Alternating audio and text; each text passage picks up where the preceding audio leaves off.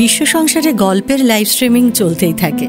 সেই সব গল্পই শুধু বইয়ের পাতা নয়, জীবনের খাতা থেকেও তুলে এনে শোনাই আপনাদের। শুনছেন গল্পের সংসার, আড্ডা গল্পে জমজমাট। কুমিল্লা জেলার দৌলতপুরে রাত তখন বেশ গভীর। কলকাতা থেকে আসা ছেলেটির কিছুতেই ঘুম আসছে না। ছেলেটি এসেছেন তার বন্ধুর বাড়িতে। অনেক ছোটবেলা থেকেই আর বাঁশির সঙ্গে সম্পর্ক তার, তাই অচেনা পরিবেশে বিনিদ্র রাতে ঘরের বাইরে একটা গাছের নিচে বসে আপন মনে বাঁশি বাজাতে শুরু করলেন ছেলেটি। সেই বাঁশির সুরে রাত পেরিয়ে সকাল হয়ে গেল, কিন্তু বাঁশির সে সুর সারা রাতে গোটা বাড়ির আর কেউ টেরও পেল না। সবাই তখন অঘোর ঘুমে। শুধু বাঁশির সুরে সারা রাত জেগেছিল সেই বাড়িরই এক কিশোরী মেয়ে। পরের দিন সকালে সবার অলক্ষ্যে নিজের বিনিদ্র রাতের কথা ছেলেটিকে এসে সেই মেয়েটি জানিয়েও গেল। আর তারপর সেই ছেলেটি নিজেই একদিন মেয়েটিকে বিয়ে করতে চাইলেন। ভীষণ তাড়াহুড়ো করে বিয়ের সমস্ত ব্যবস্থাও সারা হয়ে গেল, কিন্তু বিয়ের ঠিক আগের মুহূর্তে বিয়ের মণ্ডপ ছেড়ে ছেলেটি চলে গেলেন। কারণ ততক্ষণে তিনি জেনে গেছেন যে এবার তাকে বরাবরের জন্য বেঁধে ফেলার তোড়জোড় চলছে। না, এ বন্ধন শুধু বিয়ের নয়, এ বন্ধন আসলে এক গভীর ষড়যন্ত্র। আর এই কথা জেনে ফেলার সঙ্গে সঙ্গে সেই ছেলে আর এক মুহূর্ত সেখানে থাকতে পারলেন না। জল কাদার মেঠো পথে 10 মাইল উজিয়ে সেই দিনই এসে পৌঁছলেন খাস কুমিল্লায়। আর তারপর প্রেমে পড়তে না পড়তেই বিচ্ছেদের পথে হেঁটে ফেললেন নজরুল। তবে কপালটাই এমন যে বিচ্ছেদের পথটাও সেই মিলনেই গিয়ে শেষ হলো। তিনি যে নজরুল ইসলাম, তার কাছে শূন্যতা বলে তো কিছু হয় না। আজ আর বিদ্রোহী কবির কথা নয়, আজ বরং প্রেমিক নজরুলের গল্পই শোনাই আপনাকে। আমি শাওলি, আর আপনি শুনছেন প্যাস্টেল এন্টারটেনমেন্ট প্রেজেন্স বড় লোকেদের গল্প। নজরুল ইসলাম তখনও ভুবন জোড়া খ্যাতি পাননি। মাত্র 22 বছরের বাঁধ ভাঙা তরুণ তিনি তখন। বন্ধু আলী আকবর খানের সঙ্গে বোধহয় কোনো একটা বিয়ের নেমন্তন্ন খেতেই দৌলতপুরে হাজির হয়েছিলেন নজরুল। প্রথম যৌবনের সেই সময়টাতে সৃষ্টি আর শিল্পের জগতে একটু একটু করে তার প্রতিভা তখন সবে মাত্র ছড়িয়ে পড়তে শুরু করেছে। বাংলা সাহিত্যের জগতে আবার নতুন করে ঢেউ উঠছে, আর নজরুলও তার চেনা কুল ছেড়ে নিত্য নতুন দিগন্তে ভেসে চলেছেন। তাকে তো আর বাঁধা যায় না। যৌবনের এই দুর্দান্ত দিনগুলোতেই দৌলতপুরে এসেছিলেন নজরুল। তবে তিনি আলী আকবর খানের সঙ্গে কোনো বন্ধুর বিয়ের নেমন্তন্ন খেতে এসেছিলেন কি না সেটা নিয়ে কিন্তু মতভেদ আছে, জানেন। কারণ অনেকেই বলেন আলী আকবর খান নিজেই নাকি নজরুলকে নিমন্ত্রণ করে এনেছিলেন। এর আগে বেশ কয়েকটি ব্যাপারে নজরুলের থেকে অনেকগুলো উপকারও পেয়েছিলেন আলী আকবর খান। কলকাতায় তিনি যখন অসুখে পড়েছিলেন, নজরুল তখন তার সেবা করেছিলেন। আর শুধু তাই নয়, আলী আকবর খানের পুস্তিকার জন্য ছোটদের উপযোগী ছড়াও লিখে দিয়েছিলেন তিনি। নজরুলের প্রতি তার এমনতর নানান ঋণ ক্রমে বেড়েই উঠছিল। আর তাই নিজের বাড়িতে বন্ধুকে নেমন্তন্ন করে নিয়ে যাওয়ার ভাবনাটা কিছু অস্বাভাবিকও নয় বলুন। বিশেষত গ্রাম বাংলার গন্ধ যখন নজরুলের এত প্রিয়, তখন দৌলতপুর তো তাঁর কাছে স্বর্গ। আর সত্যিই তাই। দৌলতপুরে যত দৌলত আছে তার সমস্ত কিছুর প্রেমে পড়লেন নজরুল। সেখানকার সব থেকে বড় দৌলতের নাম সৈয়দা খাতুন। তরুণ নজরুল তাঁর নাম দিয়েছিলেন নার্গিস। স্বর্গের পারিজাতের থেকে নাম না জানা গুল্মের প্রতি নজরুলের মায়া বেশি। নার্গিস নামের অর্থও তো সেই গুল্ম। চোখ ধাঁধানো আলোকে কখনো নিজের করে পাওয়া যায় না, তবে তুলসীতলার সন্ধ্যা প্রদীপটা বড় কাছের। প্রথম যৌবনে নজরুলের হৃদয়ে এই প্রথম কোনো নারী এসে স্পন্দন তুললেন। নার্গিস আসার খানম বা সৈয়দা খাতুন হলেন আলী আকবর খানের ভাগ্নি। তার মায়ের নাম ছিল আসমাতুন্নেসা, আর তার বাবা ছিলেন মুন্সি আব্দুল খালেক। মুন্সি সাহেবের বেশি টাকা পয়সা ছিল না, তার ওপর মেয়েকে ছোট রেখেই তিনি মারা যান। মেয়েকে নিয়ে আসমাতুন্নেসার দিনগুলো বেশ কষ্ট করেই কাটত। বাপের বাড়ির কেউই বিশেষ দায় নিতে চায়নি তার আর তার মেয়ের। তবে দারিদ্র আর অনাদরেই তো গুলমের জন্ম। নজরুলের নার্গিসও তাই গরিব হলেও অপূর্ব সুন্দর, অনেকের মধ্যে থেকেও একা। মনটা তাঁর বরাবর উদাস। দৌলতপুর গ্রাম আর বাইরের গ্রামের অসংখ্য মানুষ সেই তরুণের কবিতা শুনতে আসছে, তখন তার গলায় গান শুনতে আসছে। কিন্তু নার্গিস একাই কান পেতে থাকেন নজরুলের বাঁশির জন্য। সৈয়দা খাতুন সেই বাঁশির সুরে ভেসে ভেসে নার্গিস হলেন। সেই উচ্ছল দামাল তরুণও কোনো এক অজানা স্রোতে ভেসে যেতে লাগলেন। এমনিভাবেই দৌলতপুরে টানা 2 মাস কেটে গেল, আর তার সঙ্গে একের পর এক কবিতা এলো তাঁর হাতে। এক টানা এই সময় 9টা কবিতা লিখলেন নজরুল।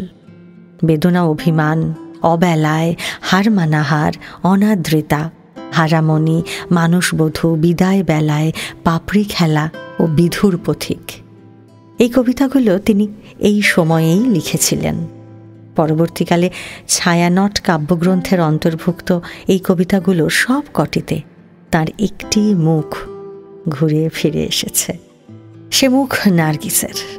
তাছাড়া পূবের হাওয়া, চক্রবাক কাব্যগ্রন্থেরও বেশ কয়েকটি কবিতা এখানেই লেখা হয়। এই 2 মাস নজরুলের জীবনে যে কি সাংঘাতিক ঝড় তুলেছিল সে কথা বলাই বাহুল্য।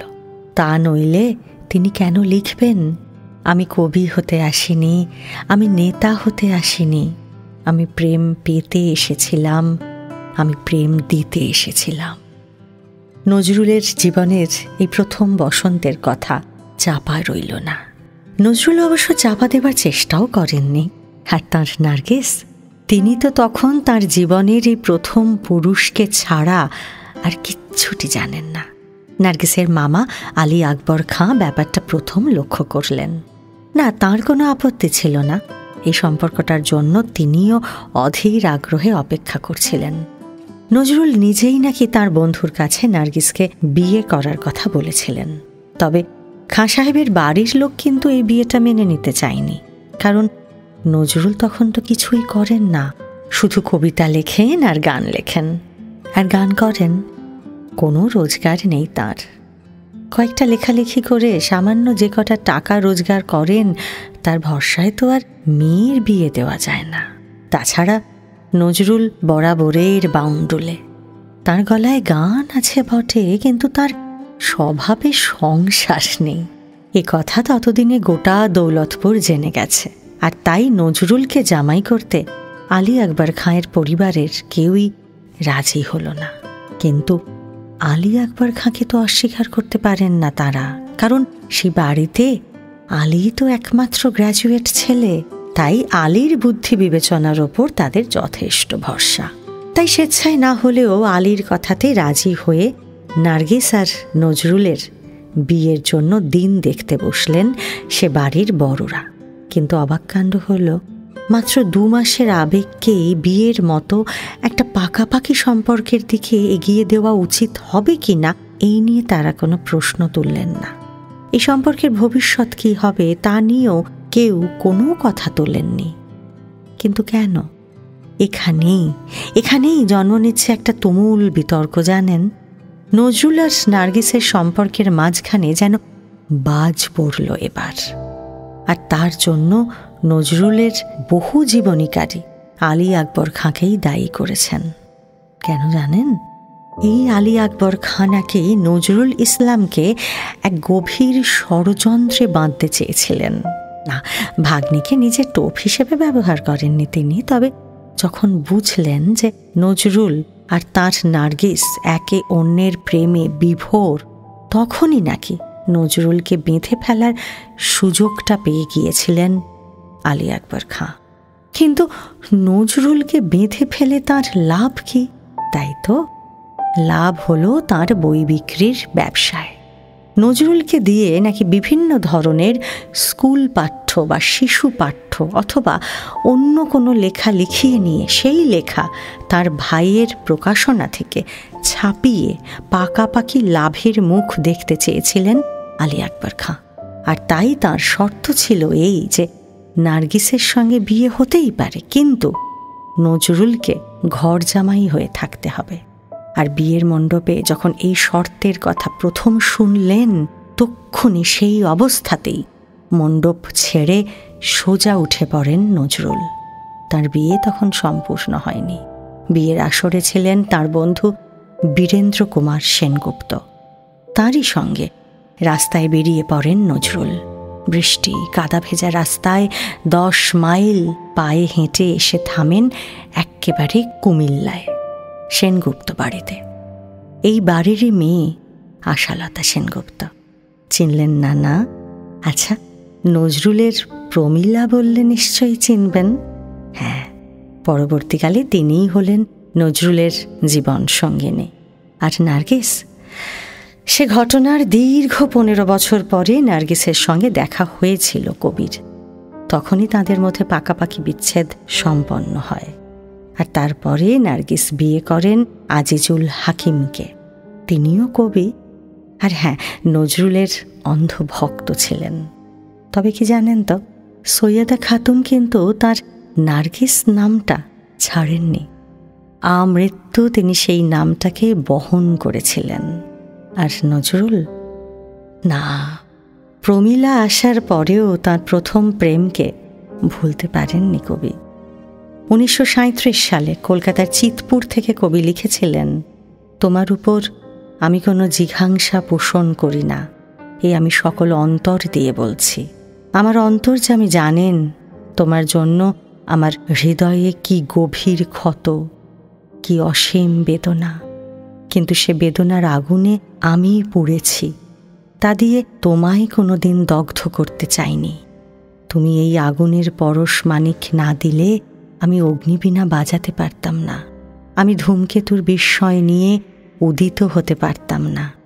তোমার যে কল্যাণ রূপ আমি আমার কিশোর বয়সে প্রথম দেখেছিলাম, যে রূপকে আমার জীবনের সর্বপ্রথম ভালোবাসার অঞ্জলি দিয়েছিলাম, সে রূপ আজও স্বর্গের পারিজাত মন্দারের মতো চির অম্লান হয়েই আছে আমার বক্ষে।